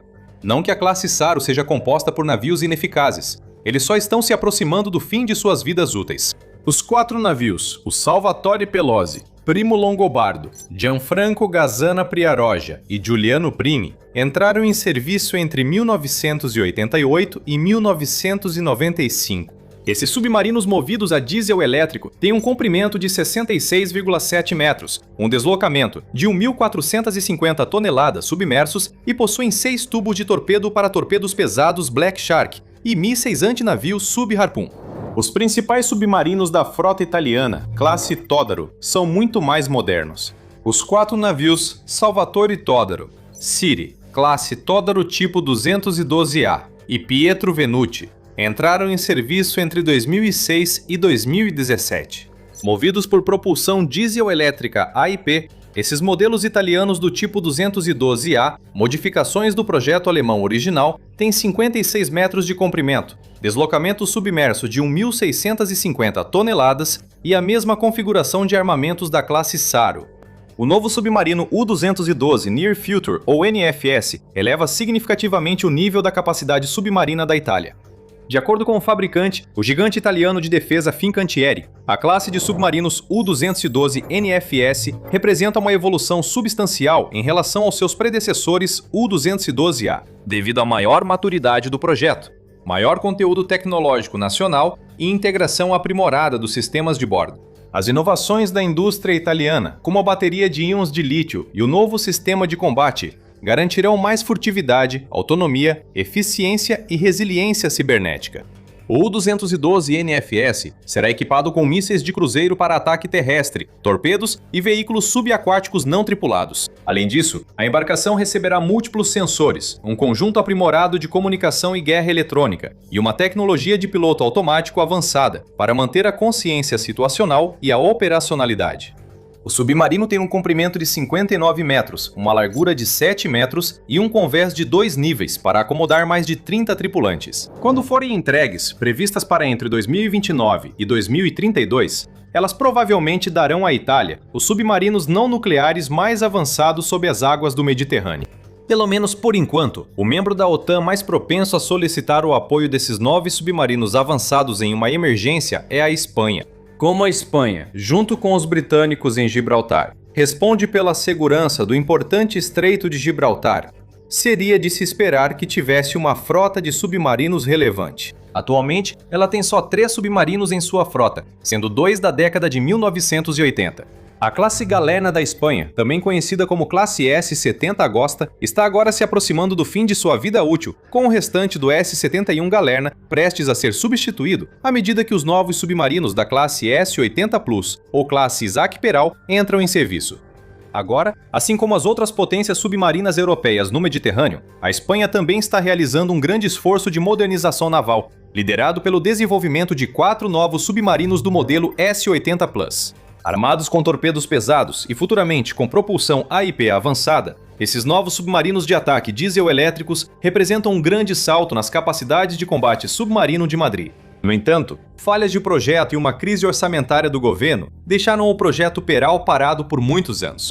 Foram necessários 5.831 dias desde a cerimônia de batimento de quilha para que a Espanha lançasse o primeiro da classe, o Isaac Peral, em maio de 2021. O segundo da classe, o S-82 Narciso Monturiol, iniciou os testes no mar no final de 2025, assim como os 2 próximos navios do pedido atual de 6. No total, o Cosme Garcia e o Mateo Garcia de los Reyes tiveram suas quilhas batidas em 2010 e 2011, com datas de comissionamento previstas para 2028 e 2029, respectivamente. Os navios da classe Isaac Peral são mais longos do que a maioria dos submarinos atuais no Mediterrâneo, com 81 metros de comprimento, e mais pesados, com um deslocamento de 2.965 toneladas submersos. Com um alcance de 5.000 milhas náuticas, eles têm uma autonomia de até 50 dias. Eles estão armados com minas navais, além de tubos de torpedo de 533 mm para o torpedo pesado DM-2A4 Sea Hawk, míssil UGM-84 Harpoon e, opcionalmente, o torpedo Black Shark. Quando todo o complemento da classe Isaac Peral estiver operacional, a Espanha terá, teoricamente, a frota de submarinos convencionais mais poderosa do extremo oeste do Mediterrâneo. Até lá, a Argélia, a outra potência submarina do Mediterrâneo Ocidental, ainda mantém uma vantagem significativa sobre a Espanha. A Marinha Nacional da Argélia opera 6 submarinos convencionais a diesel elétricos da classe Kilo russa, além de 2 modelos modernizados da mesma classe supostamente encomendados. Os 4 primeiros, o 21, Messali El Hud, o 22, Akram Pusha, o 31, El Arsenis e o 32, El Hogar. São da classe Projeto 636 Varshavianka e são destinados principalmente a operações antinavio e anti-submarino, em águas relativamente rasas. O submarino com casco em forma de torpedo tem 72,6 metros de comprimento, desloca 3.076 toneladas submerso e, segundo relatos, pode atingir velocidades de até 25 nós. Eles estão armados com 6 tubos de torpedo de 533 mm, transportam até 18 torpedos teleguiados ou guiados por fio, ou 24 minas AM-AM1. E também podem ser equipados com 4 mísseis de cruzeiro calibre. A Argélia também possui 2 submarinos mais antigos do projeto 877 EKM, da versão original da classe Kilo. No entanto, o Ruiz Haj Mubarak e o El Haj Slimani foram modernizados na década de 2010 para estender a vida útil e integrar armamentos modernos. Felizmente, apesar de seus laços estratégicos antigos e profundos tanto com a Rússia quanto com a China, a Argélia mantém relações amistosas e em constante melhoria, tanto com a União Europeia quanto com a OTAN. Portanto, a probabilidade de um conflito submarino entre as potências submarinas no extremo oeste do Mediterrâneo é baixa. O mesmo não pode ser dito no outro extremo do mar. O Egito e Israel têm um acordo de paz que está em vigor desde sua assinatura em 1979. Mas as duas nações já haviam entrado em guerra 4 vezes desde a criação do Estado de Israel em 1948. A Guerra Árabe-Israelense naquele ano, a Crise de Suez em 1956, a Guerra dos 6 Dias em 1967 e a Guerra do Yom Kippur em 1973. Apesar do comércio e da cooperação militar estáveis entre as duas nações, as tensões aumentaram nos últimos anos. O Egito tem criticado as ações de Israel em Gaza, especialmente sua presença militar no corredor Filadélfia, que o Cairo considera uma violação do Tratado de Paz. Israel, por sua vez, sente que o Egito tentou se inserir nas negociações entre Israel e Líbano e está insatisfeito com o que considera exercícios militares provocativos perto da fronteira de Israel. Dada a importância estratégica do Canal de Suez, caso as tensões virassem conflito armado, as frotas de submarinos das duas nações provavelmente teriam um papel decisivo no desfecho. A Marinha Egípcia atualmente opera 8 submarinos, divididos em 2 classes, sendo 4 modernos da classe S-41, tipo 209.400 MOD, submarinos de ataque diesel-elétricos alemães e 4 submarinos mais antigos, classe Romeu, ou tipo 033 chineses, baseados em projeto soviético. Os cascos da classe S-41 são navios de alto padrão, construídos com a típica qualidade alemã e lançados entre 2015 e 2020. Eles têm 62 metros de comprimento, deslocamento de 1.600 toneladas submersos e são equipados com 8 tubos de torpedo de 533 mm para até 14 torpedos DM-2A4 Sea Hawk Mod 4 ou mísseis antinavio UGM-84L Harpoon Block 2. Eles também podem lançar minas navais. Os 4 submarinos mais antigos constam como ativos, mas provavelmente só servem para treinamento ou tarefas portuárias, devido à idade e obsolescência. Assim como outras nações discutidas, o Egito avalia submarinos de próxima geração para substituição, com maior interesse nas classes Barracuda francesa e S-80 Plus espanhola. Por sua vez, a Marinha de Israel opera 6 submarinos da classe Golfinho, construídos pela HDW na Alemanha. Estes são dos submarinos diesel-elétricos mais avançados do mundo e compõem o núcleo da dissuasão marítima de Israel. Os 3 primeiros, INS Golfinho, INS Leviatã e INS Tecuma, são da classe Golfinho 1 ou S-77 e foram incorporados entre 1999 e 2000. Eles têm 57 metros de comprimento, deslocamento submerso de 1.900 toneladas e são equipados com 6 tubos de torpedo de 533 mm, além de 4 tubos de 650 mm para mísseis de cruzeiro, minas ou veículos de forças especiais. A nova classe Golfinho 2, ou S-78, possui propulsão AIP para maior autonomia submersa, mede 68 metros de comprimento e tem um deslocamento de 2.400 toneladas submerso. Eles têm os mesmos armamentos da classe S-77, mas com sistemas aprimorados, casco não magnético, tecnologia furtiva avançada e capacidade para forças especiais. Os dois primeiros da classe, o INS Tanin e o INS Rahav, foram comissionados em 2014 e 2016 respectivamente, com o terceiro, o INS Dracon, entregue em 2024 e atualmente passando por testes no mar. Nem preciso dizer que, com todos os outros na região ocupados com planos de modernização, Israel não é exceção. Em 2022, Israel e Alemanha finalizaram um contrato para 3 submarinos de próxima geração, da classe Dakar, para substituir os antigos barcos da classe Dolphin 1, com entrega prevista a partir de 2027 até o início da década de 2030. Esses navios devem ser maiores, ter AIP aprimorado, sistemas de combate e sensores mais avançados, além de maior capacidade para mísseis e sistemas não tripulados. Esses novos navios devem permitir que Israel mantenha a vantagem submarina sobre o Egito na próxima geração. Embora as relações entre Israel e a Turquia também estejam se deteriorando e o relacionamento de Israel com a Argélia seja, no mínimo, frio e vinsta, pode ser que Israel tenha que contar com uma capacidade secreta caso uma guerra islâmica em grande escala contra Israel, como a de 1948, venha a estourar em um futuro próximo. Armas nucleares. O arsenal nuclear de Israel é um dos segredos militares mais mal guardados do mundo. Israel e aliados como os Estados Unidos mantêm política de ambiguidade nuclear, mas todos sabem que possuem essas armas. Acredita-se amplamente que todos os submarinos de Israel são capazes de lançar armas nucleares, tornando-os alguns dos poucos SSKs no planeta capazes desse feito. Os tubos de 650 mm dos submarinos Dolphin 1 e Dolphin 2 podem lançar mísseis de cruzeiro Popeye Turbo lançados por submarinos, avaliados como aptos a transportar ogivas nucleares de cerca de 200 quilotons e alcance mínimo de 1.500 km. Se for verdade, Israel teria uma capacidade sobrevivente de segundo ataque baseada no mar, igualando seu poder ao da França. Somando tudo isso, e com tanto poder submarino no Mediterrâneo, é difícil imaginar potências externas como a Rússia e a China conseguindo algum dia obter uma posição decisiva no Mediterrâneo, apesar de suas frotas serem significativamente maiores. Enquanto o poder unificador da OTAN na região se mantiver, a situação submarina deve permanecer mais ou menos sob controle. Ele deveria ser o fantoche favorito de Putin. O homem que diria quão alto, sempre que Putin mandasse ele pular. Mas algo mudou em relação ao ditador bielorrusso Alexander Lukashenko. Putin mandou ele pular mais uma vez, mas a resposta não foi o que o líder da Rússia esperava. Lukashenko fez o impensável. Ele humilhou Putin ao recuar diante das ameaças feitas pela Ucrânia. O que temos agora é a história de um ditador que está percebendo que nunca quis aceitar que a Rússia não pode proteger Belarus. Isso mostra que Putin não pode obrigar Lukashenko a entrar na guerra. Putin tenta aumentar a pressão. Enquanto a Rússia enfrenta dificuldades na Ucrânia, ele deixa claro a Lukashenko que o antigo cão fiel deve morder quando receber a ordem. Como relatou o Kyiv Post em 25 de junho, Putin tem aumentado a pressão sobre o aliado mais próximo que lhe resta na Europa.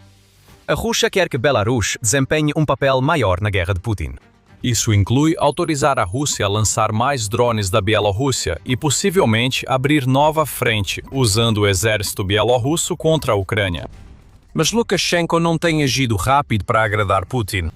Isso levou Putin a dizer ao seu capatio que Belarus receberá menos apoio financeiro de Moscou se não cooperar com tudo que Putin exige. Essa é uma ameaça grave. Mais de 40% das exportações totais de Belarus, junto com 55% das suas importações, estão ligadas à Rússia. E por um momento, parecia que Lukashenko ia ceder às exigências de Putin. Mesmo que ele tenha pedido paz entre a Rússia e a Ucrânia, o que por si só já foi uma grande reviravolta. Isso vindo de quem, há pouco tempo, argumentava que a Rússia poderia esmagar a Ucrânia. O ditador bielorrusso declarou apoio à Rússia e alertou que a guerra mudará totalmente se a Ucrânia tentar envolver Belarus no conflito. Essas são palavras de um homem assustado, como mostram as atitudes de Lukashenko após a Ucrânia aumentar a pressão. Enquanto Putin pressionava Lukashenko para a guerra, a Ucrânia alertou. Lukashenko tinha uma semana para desativar os postos de retransmissão de drones russos em território bielorrusso, afirmou o presidente ucraniano Volodymyr Zelensky em 19 de junho. Não precisa de palavras extras. Nas torres dele, há estações de retransmissão russas e bielorrussas. Que diferença isso faz? Zelensky afirmou que esses retransmissores foram usados para guiar drones russos contra civis ucranianos. Desligue-os, disse Zelensky em tom mais agressivo com Lukashenko do que em qualquer outro momento da guerra. O presidente da Ucrânia deu uma semana para Lukashenko, o que gerou pressão de Putin. Para Lukashenko, foi uma situação de pesadelo. Sem mais conseguir apaziguar Putin com palavras e retransmissores, o ditador se viu entre a cruz e a espada.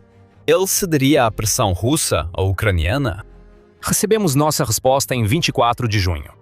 Essa é a data em que o Instituto para o Estudo da Guerra, ou ISW, revelou que Lukashenko fez um grande movimento que humilhou Putin e fez o líder da Rússia perceber o quão limitado é o alcance do seu poder.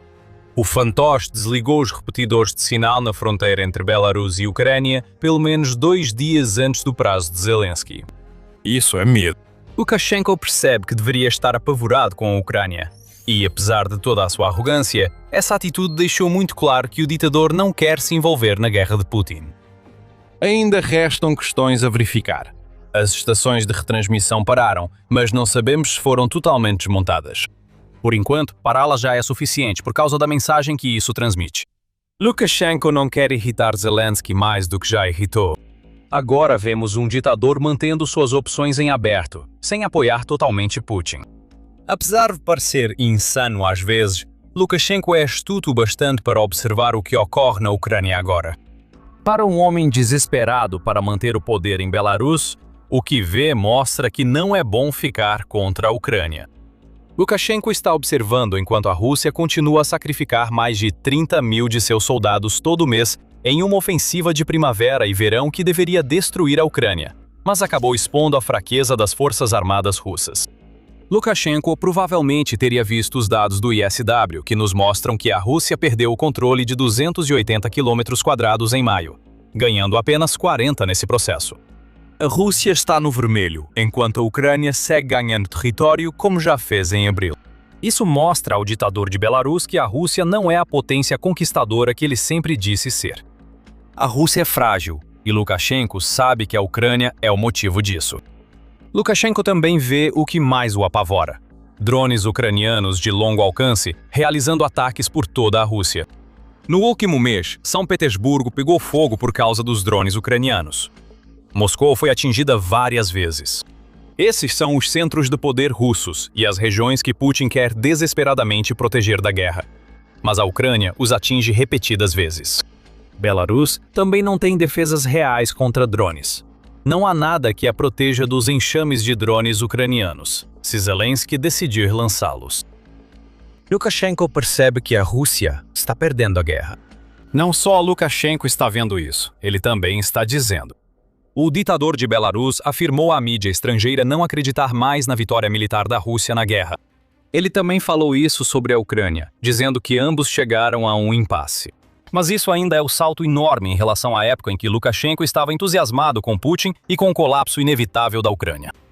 Em 2022, Lukashenko autorizou a Rússia a invadir a Ucrânia pelo território bielorrusso. Agora ele nem mantém os retransmissores funcionando, só porque Zelensky deu um prazo. Lukashenko passou de um dos apoiadores mais fervorosos do Putin para alguém que cede à pressão ucraniana. Se você tem acompanhado os acontecimentos na Bielorrússia, pode questionar se tudo isso é real. Apesar de ceder à Ucrânia, Lukashenko também age de forma contrária à ideia de que está finalmente dizendo não a Putin. Mas essas atitudes não são o que parecem. Lukashenko pode estar se preparando para entrar na guerra de Putin. No entanto, o que ele está realmente fazendo vai te surpreender, e também vai mostrar para Putin que, no fim das contas, Lukashenko sempre vai se voltar para quem for melhor em mantê-lo no poder. Antes de tudo, lembre-se, você está assistindo ao The Military Show. Se esse é o tipo de conteúdo que você quer ver, então certifique-se de estar inscrito no canal. Então estamos vendo uma contradição nas coisas que Lukashenko está fazendo. Por um lado, ele está cedendo à pressão ucraniana e fechando as estações de retransmissão. Mas, por outro lado, não dá para negar as evidências diante dos nossos próprios olhos. A Bielorrússia está se remilitarizando como nunca vimos durante a invasão da Ucrânia por Putin. O Conselho Atlântico relatou isso em 25 de junho. Sob uma manchete sugerindo que Lukashenko realmente planeja entrar na guerra. Putin também destacou a transferência de armas nucleares táticas para Belarus, mas isso não foi verificado independentemente, apesar dos exercícios nucleares conjuntos realizados por Belarus e Rússia em território bielorrusso em maio passado. Belarus está eliminando barreiras políticas, legais e militares que restringiam seu envolvimento na guerra de Putin, o que inicialmente parece um mau sinal. Lukashenko anunciou novamente em maio uma mobilização seletiva em Belarus, vista como preparação para possível guerra. O principal alerta pode ser um relatório da oposição de Belarus no exílio enviado ao Ministério das Relações Exteriores da Ucrânia. Esse relatório destacou 8 indicadores-chave de que Lukashenko está realmente se preparando para a guerra, incluindo uma doutrina militar aprovada em 2024 que permite ataques preventivos, e um aumento de 1,5 vezes no número de soldados contratados para o exército bielorrusso desde 2022. Tudo isso sugere o oposto do que dissemos. Então, o que está acontecendo? Como Belarus pode recuar diante da Ucrânia se está claramente se preparando para a guerra? Nem tudo é o que parece. Não há como negar o que Lukashenko está fazendo para fortalecer o exército bielorrusso. No entanto, ele não está fazendo tudo isso para se preparar para uma guerra com a Ucrânia. Há outro motivo, e tudo se resume ao tipo de homem que Lukashenko é. Ele é um ditador. Mesmo tendo sido fantoche de Putin por anos, ditadores valorizam mais o poder em seus países do que alianças. A realidade do aumento militar bielorrusso é que isso não importa nem de perto tanto quanto pode parecer, pelo menos no que diz respeito à Ucrânia. A Bielorrússia é militarmente insignificante, e uma mobilização seletiva não muda isso. O país manteve um exército pequeno, pois Lukashenko acreditava que poderia contar com a Rússia para defender seu território se fosse ameaçado. Ou talvez, mais precisamente, ele dependesse de Putin para permanecer no poder. É por isso que vimos tanta integração entre os militares russos e bielorrussos nos últimos anos. Lukashenko realmente achava que apostava no cavalo certo quando Putin iniciou sua invasão. Mas aí vieram os últimos 4 anos e pouco, e Lukashenko teve um choque de realidade muito duro. Ao vermos Belarus fortalecendo seu exército, não devemos pensar que Lukashenko se prepara para se juntar a Putin na Ucrânia. Isso seria suicídio, tanto para o pequeno exército de Belarus quanto para o próprio país. Lukashenko faz o que ditadores de países menores costumam fazer quando as coisas se complicam e seus grandes protetores se expõem. Ele se protege. O ditador bielorrusso vê como as coisas estão indo mal para a Rússia na guerra na Ucrânia e percebe que sua prioridade número 1 agora é se proteger. Essa é a razão para a mobilização seletiva e o aumento militar. Lukashenko não se ilude achando que seu povo o ama. Existe um motivo pelo qual sua principal oposição foi forçada ao exílio, que é o fato de Lukashenko saber que não seria preciso muito para que eles conseguissem apoio suficiente para tirá-lo do poder se estivessem em Belarus. Agora que ele vê que a Rússia está indo tão mal na Ucrânia, lembre-se, mais de 30 mil baixas por mês e perdendo território para a Ucrânia, Lukashenko não está se preparando para se juntar a Putin em sua invasão. Ele prepara o exército bielorrusso para se proteger caso tudo saia do controle. Existem mais evidências para isso do que você imagina. Apesar do apoio público a Putin, Lukashenko não permitiu invasão russa pelo território bielorrusso desde os primeiros dias da invasão. Há mais de 4 anos, não há soldados bielorrussos na Ucrânia. Lukashenko não entrou na guerra quando a Rússia estava indo bem, e não fará isso agora que vê a Rússia perdendo. Há também a cautela mencionada antes, como desligar estações de retransmissão. Lukashenko quer mostrar à Ucrânia que Belarus não pareça uma ameaça. Mesmo antes desse desligamento, o dia 16 de junho trouxe a notícia de que Lukashenko havia declarado abertamente que Belarus não era uma ameaça militar para a Ucrânia. Em uma entrevista na qual o ditador bielorrusso chegou até a pedir desculpas a Zelensky por comentários que havia feito no passado. Há também o grande acordo a considerar. Em março, houve uma súbita melhora nas relações diplomáticas entre os Estados Unidos e Belarus. Lukashenko disse ter sido convidado pelo presidente dos Estados Unidos, Donald Trump, para discutir um grande acordo após o afrouxamento das sanções dos Estados Unidos contra Belarus. No final de maio, surgiram rumores de que Lukashenko poderia participar de uma reunião do Conselho da Paz criado por Trump. Esse degelo no relacionamento entre Belarus e os Estados Unidos mostra que Lukashenko está tentando construir laços com o Ocidente, o que é imperdoável para Putin. Lukashenko deveria ser apenas um fantoche. Esses movimentos mostram a Putin que o ditador, que já chamou o presidente russo de irmão mais velho, agora tenta salvar a própria pele em vez de obedecer à Rússia. Lukashenko se previne, pois sabe que entrar na guerra contra a Ucrânia seria desastroso para ele e seu país. Lukashenko está certo. A Bielorrússia não teria chance. Afirmamos antes que a Bielorrússia tem pouca força militar. Isso fica ainda mais claro ao comparar o país com a Ucrânia. As forças bielorrussas não têm experiência de combate, e Lukashenko vai jogá-las aos lobos na Ucrânia, contra tropas que lutam desde 2022. Lukashenko entende isso como ninguém. Na mesma entrevista em que se desculpou com Zelensky por comentários anteriores, ele admitiu que Belarus está vulnerável. Essa é uma confissão em 2 níveis. Lukashenko admite que o exército bielorrusso não pode enfrentar a Ucrânia e que a Rússia não conseguiria proteger seu território ou sua presidência caso ele entre na guerra. No campo militar, Belarus não tem chance. Seu efetivo militar ativo de 63 mil e seus 365.400 reservistas são insignificantes diante do exército ativo da Ucrânia, que sozinho conta com 900 mil soldados. Isso sem contar os 4 milhões de reservistas. A Bielorrússia não se destaca em nenhum aspecto, seja em terra, mar ou ar. E o pior de tudo para Lukashenko é que ele sabe que os drones da Ucrânia causariam um grande estrago em seu país.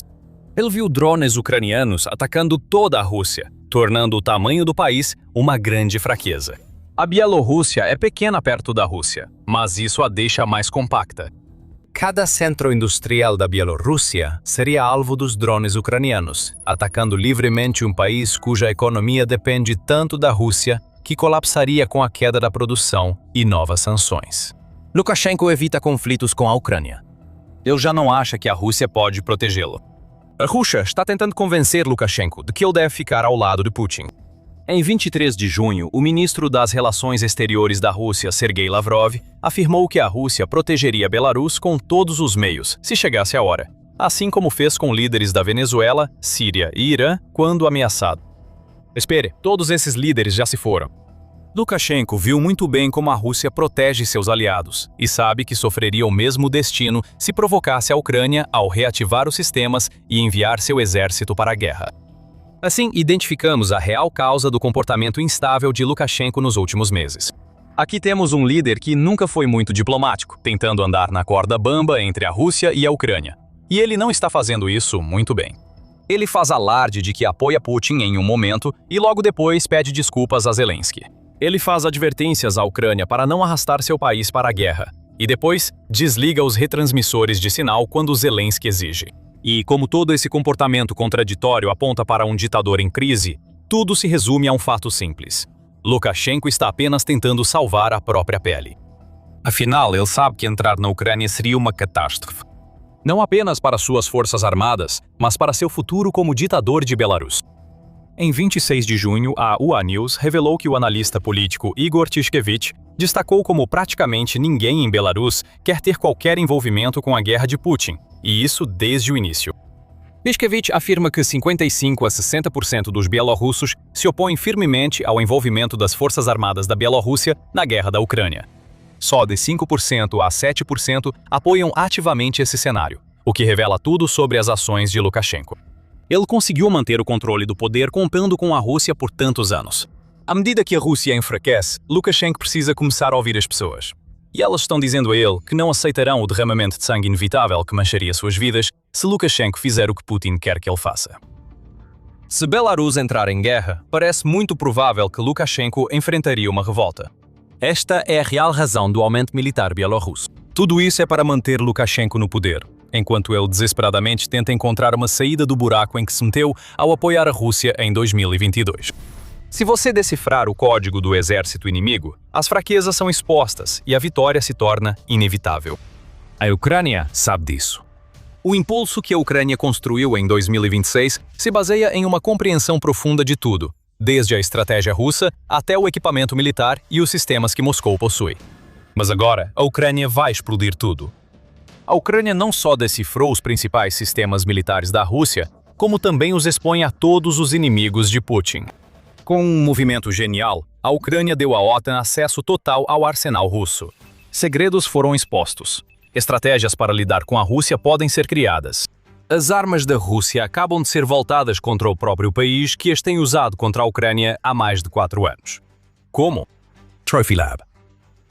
Esse é o nome de um novo banco de dados ucraniano com dados técnicos detalhados sobre todas as armas russas que a Ucrânia enfrentou desde fevereiro de 2022. O ministro da Defesa da Ucrânia, Mikhailo Fedorov, anunciou no DESI o lançamento do novo banco de dados e compartilhou detalhes. A Ucrânia lança o Trophy Lab. Abrimos o acesso às tecnologias e armas russas capturadas para parceiros globais. Cada míssil, drone e veículo apreendido no campo de batalha virou fonte de conhecimento para o mundo livre, declarou Fedorov. Isso já é enorme por tantos motivos que vamos explicar, mas tem mais. Segundo o ministro da Defesa da Ucrânia, os aliados não terão acesso só a alguns arquivos com especificações técnicas.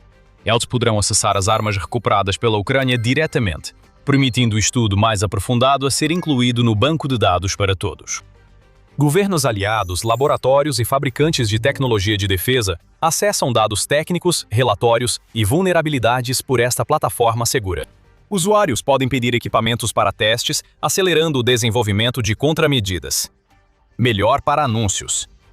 O que estamos vendo aqui é muito simples. A Ucrânia desvendou o funcionamento de dezenas de armas russas, e foi isso que permitiu que ela se mantivesse um passo à frente de Putin. Agora, a Ucrânia está se preparando para compartilhar todas essas informações com aliados que têm mais dinheiro, mais equipamentos e, crucialmente, não estão atuando em uma zona de guerra ativa, para expor ainda mais as falhas em todos os sistemas de armas da Rússia. Isso vai ser uma via de mão dupla. A Ucrânia revela o que sabe, seus aliados ampliam essa base de conhecimento e todos que se opõem à Rússia se beneficiam. Putin ficará absolutamente furioso.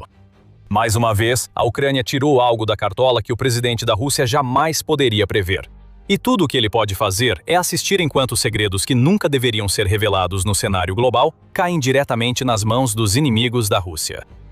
E o que realmente vai fazer o sangue de Putin ferver é que a Ucrânia ainda pode esfregar sal nas feridas da Rússia.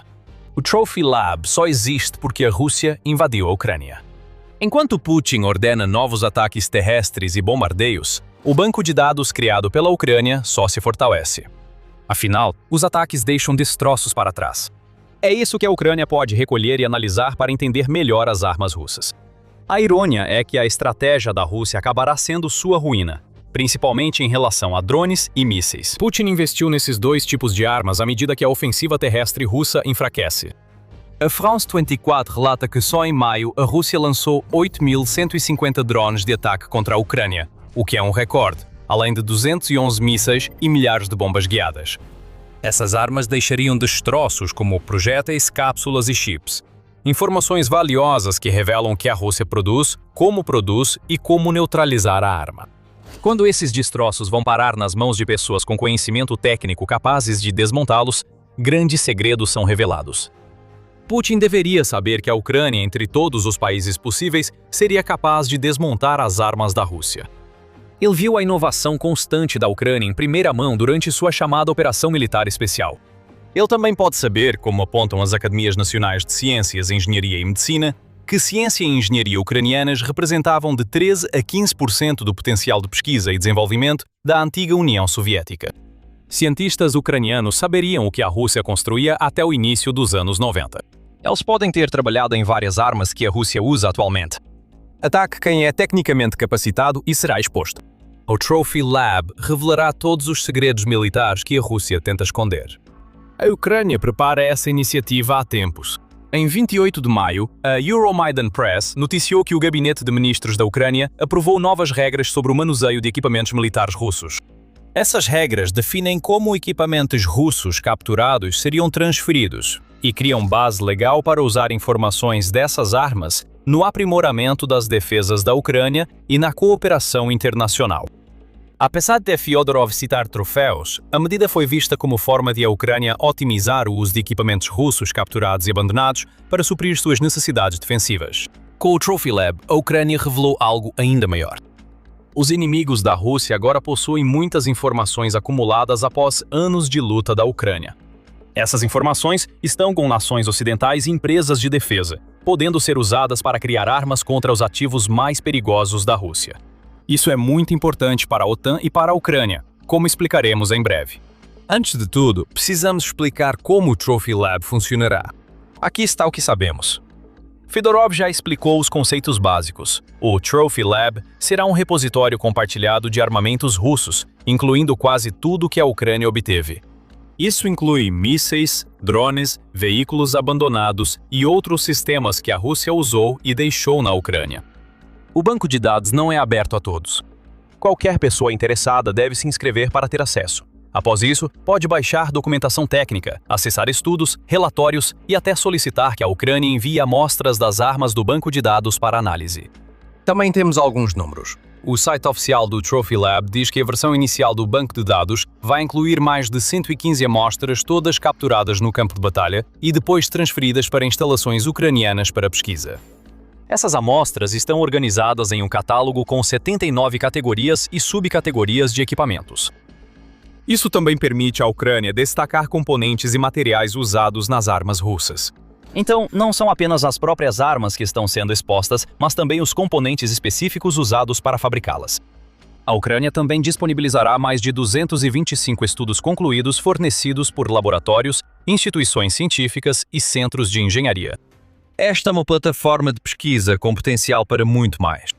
A Ucrânia conseguiu reunir todas essas informações mesmo enquanto se defende da Rússia e é atingida por ataques de longo alcance.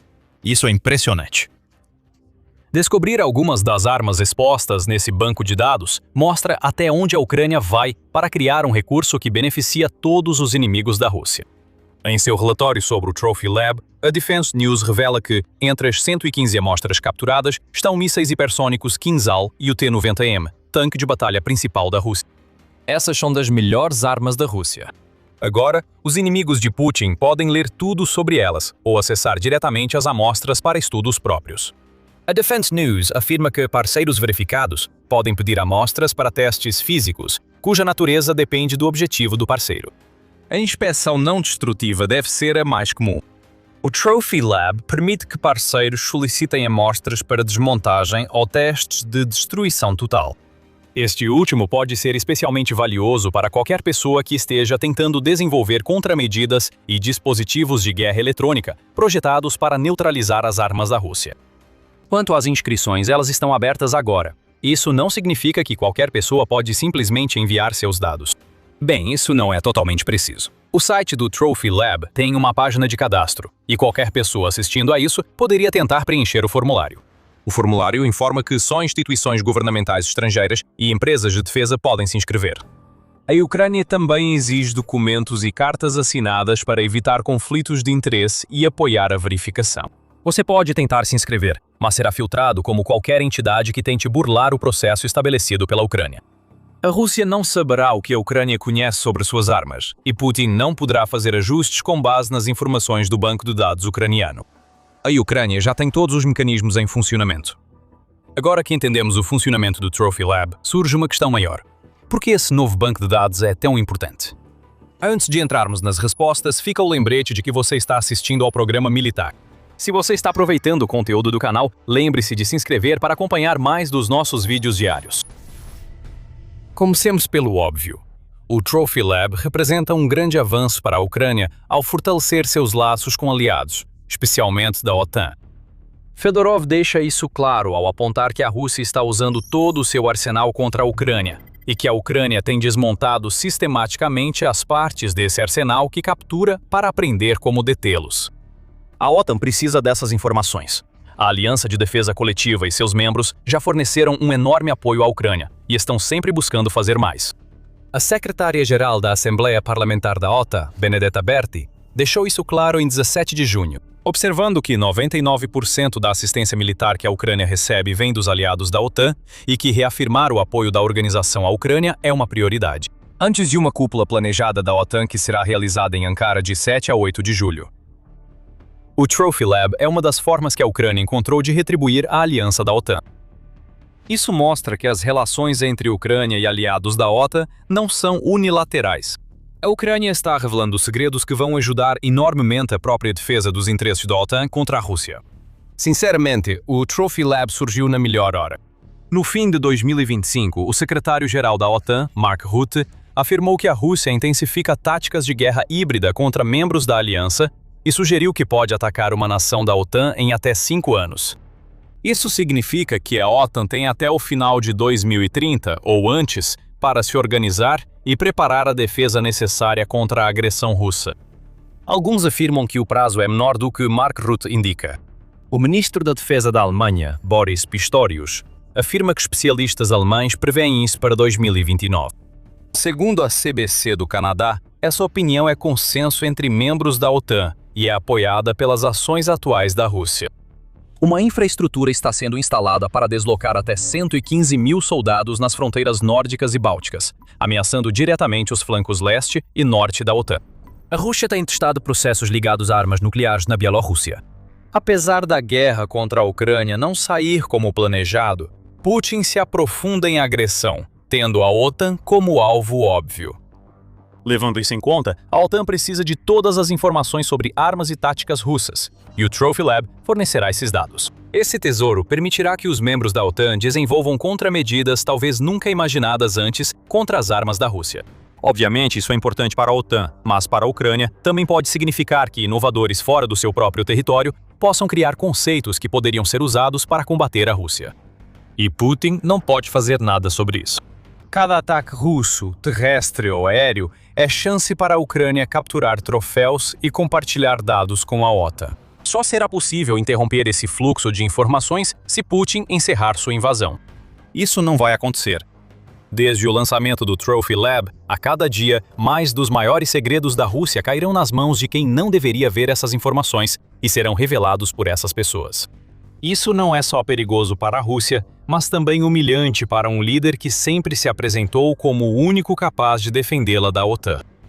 Além disso, o Trophy Lab é apenas mais um exemplo do que a Ucrânia já faz há algum tempo. A experiência de combate adquirida pela Ucrânia durante a invasão russa se tornou um ativo transferível, tornando o país mais valioso para seus parceiros. O Trophy Lab pode ser o ponto culminante do compartilhamento de conhecimento da Ucrânia, mas não é o único exemplo. Só em 2026 soubemos que a Ucrânia forneceu mais de 500 mil horas de imagens captadas por seus drones, que agora estão sendo usadas para treinar sistemas de inteligência que serão instalados em ainda mais drones. Esses vídeos da linha de frente revelam como as armas russas podem ser alvejadas e mostram as táticas usadas pela Rússia. No treinamento de IA, essas imagens também permitem que sistemas autônomos identifiquem alvos e ataquem sem intervenção humana. As imagens da Ucrânia são valiosas por serem reais. Você enfrenta condições climáticas, terrenos e cenários imprevisíveis que uma simulação não replica, diz Peter Kent. É o CEO da Enabled Intelligence, empresa que utiliza essa fonte de imagens em seu trabalho. Esse é o ponto principal. Todo esse conhecimento foi testado em batalha pela Ucrânia, tornando-o muito mais valioso que simulações e suposições. Também vemos que a Ucrânia consegue transformar sua experiência em um ativo transferível na região do Golfo. Após os Estados Unidos lançarem a Operação Fúria Épica contra o Irã, as nações do Golfo ao redor do Irã se viram sob ataques regulares de drones Shahid e mísseis iranianos. Ambos são armamentos que a Rússia vem usando contra a Ucrânia, o que de repente tornou a experiência que a Ucrânia possui extremamente valiosa para nações que talvez nunca tivessem considerado a Ucrânia como parceira de defesa no passado. A Ucrânia enviou mais de 200 especialistas em drones ao Golfo para mostrar a países como Catar e Arábia Saudita como se defender de drones iranianos. Essa iniciativa levou a Ucrânia a firmar parcerias de defesa de 10 anos com 3 países do Golfo, incluindo os 2 citados e os Emirados Árabes Unidos.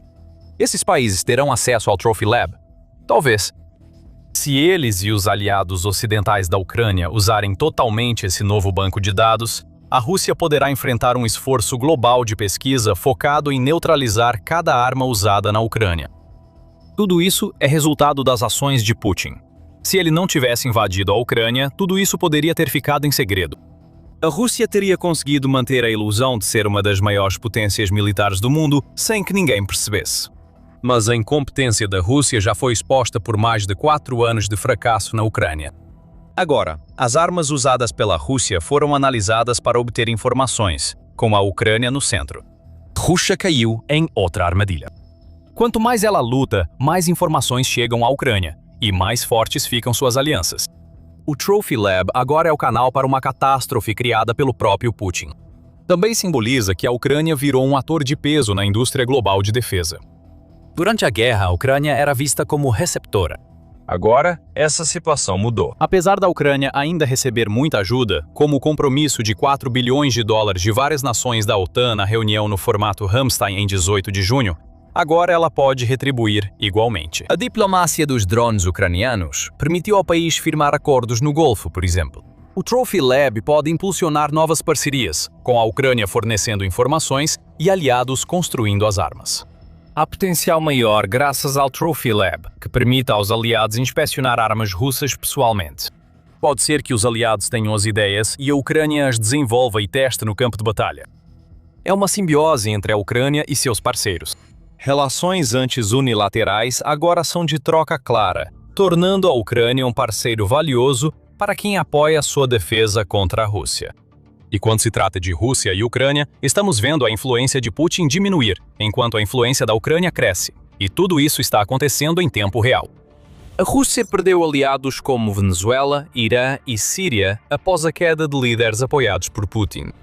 A influência da Ucrânia está mais forte do que nunca. Nações que antes poderiam ter procurado a Rússia por ajuda em sua defesa, agora estão se voltando para a Ucrânia.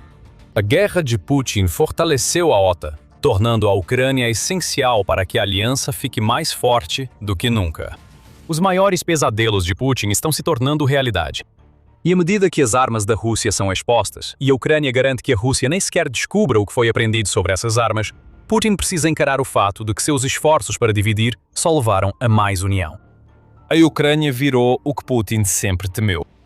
Agora a OTAN tem as chaves de todo o arsenal russo. A mais recente humilhação da Rússia está prestes a ser lançada. O Trophy Lab expõe o fracasso das Forças Armadas russas como nunca antes. Mas a Rússia já devia estar acostumada a passar vergonha por causa de suas armas. Afinal, gastou bilhões em um suposto caça furtivo de quinta geração, apenas para obter resultados tão patéticos que revelam quanto a Rússia está atrás dos Estados Unidos e da China. O Su-57 é apenas propaganda e não entrega o prometido. Descubra o porquê em nosso vídeo. E se você gostou deste vídeo, lembre-se de se inscrever no Military Show para ver mais as nossas reportagens sobre os últimos acontecimentos na Ucrânia. E obrigado, como sempre, por assistir.